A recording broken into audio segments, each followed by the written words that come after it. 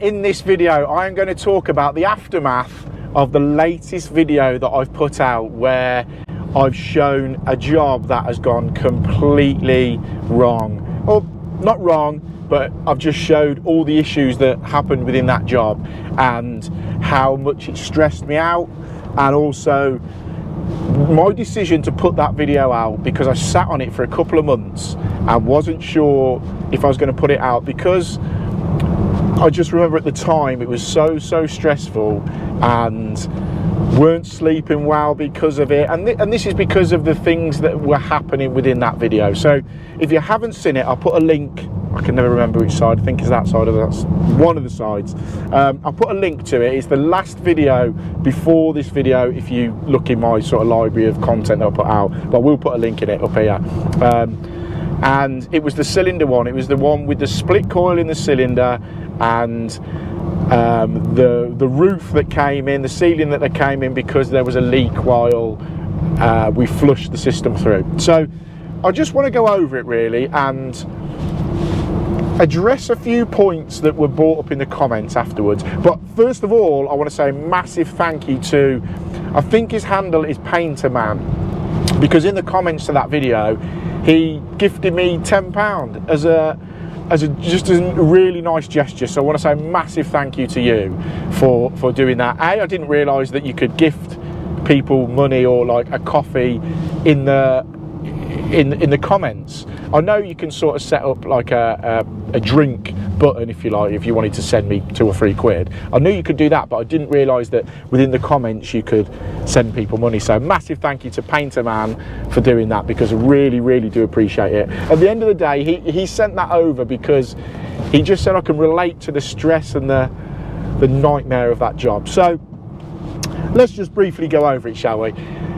As you'll have known if you've seen it, it was a job that I initially went out to flush the heating system through because the customer thought there was a problem with the heating system, because he had British Gas out and they said the system needed flushing. But it turns out, without a spoiler to the video, it turns out that the heat exchanger was blocked.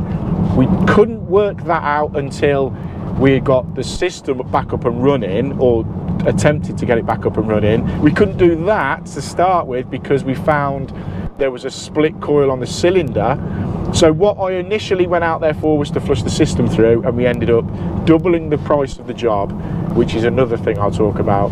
Doubling the price of the job and swapping the cylinder out, altering all the pipe work before we even got to diagnosing the issue with the heat exchanger. But what people didn't realise with that job was I gave the customer a price to begin with, and then in reflection, when we found out there was a hole in the coil, I gave him another price. He was completely happy with it. The price never changed, even though during the job it went wrong, went haywire a little bit, because the diameter of the cylinder was 100mm bigger, and loads of people in the comments were saying, why didn't you swap the cylinder out for a slimline one? At this point in the job, the system's drained down. I've unpacked the cylinder that I ordered, took it down into the basement. If I'd ordered a slimline cylinder, it would have been another 2 or 3 days before we got that. So I appreciate people in the comments going, why didn't you just order a slimline cylinder? Why didn't you just take that one back? It's not the sort of thing they keep on the shelf.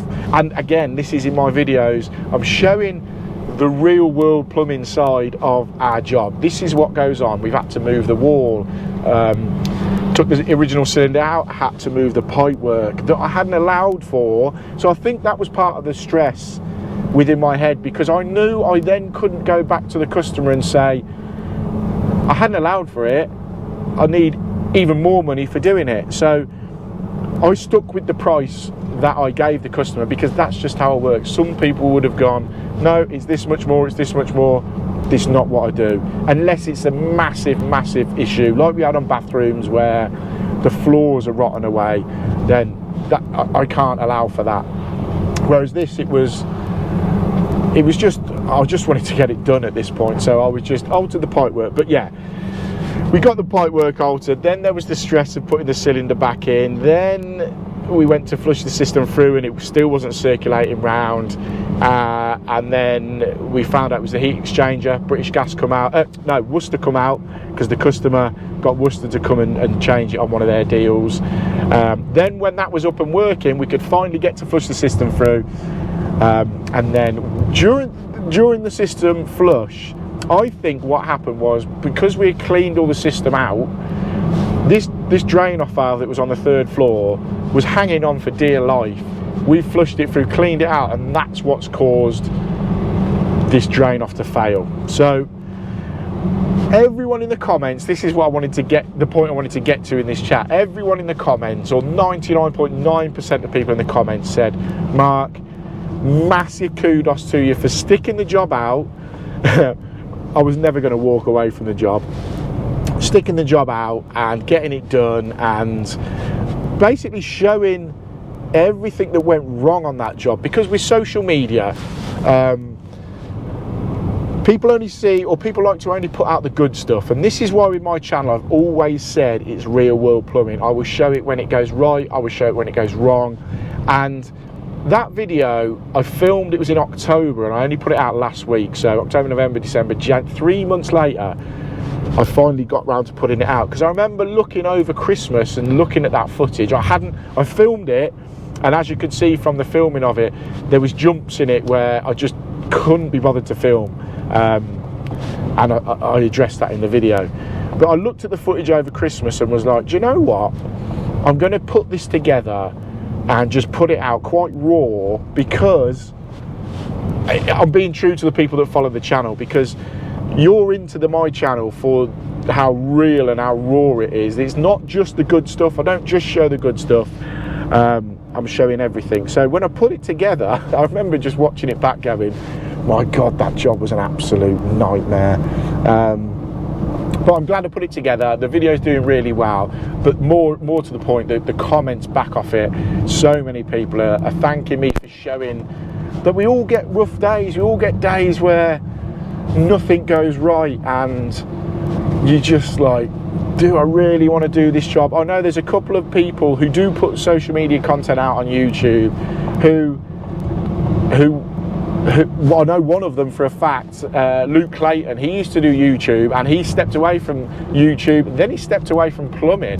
He got out of plumbing, or I think he went to work at a merchant's, but I do know he's got back into it a little bit now. He's not putting content out anymore, and I do know, I'm not going to name it, but I do know there's another person who puts YouTube content out that at some point last year was umming and ahhing whether to just give it up and just have a complete massive career change.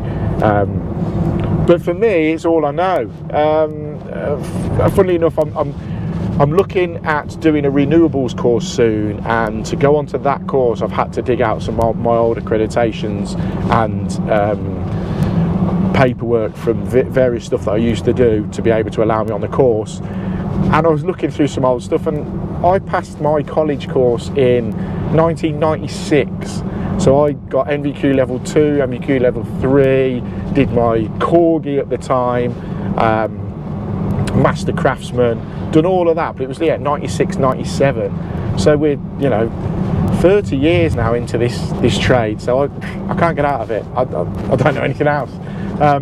But going back to me showing everything when it goes right and it goes wrong, and me putting out that sort of stuff on social media, I just had a conversation on the phone, funnily enough, before I started filming this with Dave Bishop, my carpenter, and he's on a job at the moment where he got asked to go to this job, and there's a builder on the job, and the builder who's doing this job at the moment doesn't do social media, and Dave has been there and he sent me some pictures, and the workmanship that this guy is doing is horrific. It is so bad, but people are still paying tradespeople for really crap work, and it makes me sad, really, because there's tradespeople out there that are genuinely ripping people off. And me and Dave were having a conversation saying, this is what social media has done. It's made tradespeople up their game and make sure what they're doing is right. Again, people might not agree with certain ways that we do it. As long as that end product is massively finished to a really high standard, social media, I think we have social media to thank for that. The fact that we are upping our game, and you know, if you're going to put something out on Instagram, YouTube, TikTok, Facebook or whatever, and it's under par, it's below par, you're going to get ripped for it. Whereas now it's making you want to make sure that that content that you're putting out is perfect. It's, you know, it's what you're willing to stand by. So yeah, I just wanted to say thank you to everyone that's dropped into the comments on that video, because it was a video that I think I was always going to put it out, but I just 3 months afterwards I thought I better do it. Also, something else I mentioned in a video previously was my van. Now, I think I'm going to do a whole video sort of series on this. My van at the moment is leased. I lease my van. Now, it was a 5-year lease, and last June I extended the lease to 6 years. So come June this year, I'll have had this van for 6 years. I had it brand new. I think it got delivered with 20 mile on the clock or something like that. So it's the first brand new van I've ever had, and I leased it. So the lease deal, I'll go into it more when I do a proper series on it, but the lease was really cheap. So I've leased it for 6 years, but now it's coming up to hand it back. I do know that I could get offered the chance to buy the van. So I don't know if I'm going to buy this van. Bearing in mind it's sign written, it's racked out. I know the van, it's done 36,000 mile in 6 years, which is really low mileage. I've done all the maintenance on the van, had a new clutch put on the van. So part of me is like, I know this van, it's my van. But the other part of me is like, do I get a brand new van and you haven't got to worry, they're covered under warranty? There's other vans that I've looked at. I'm quite interested. If you haven't seen it, the new Kia electric van looks massively futuristic, but it looks so cool. So I might even pop to Kia again. I should make this into a film, a content series about my next van.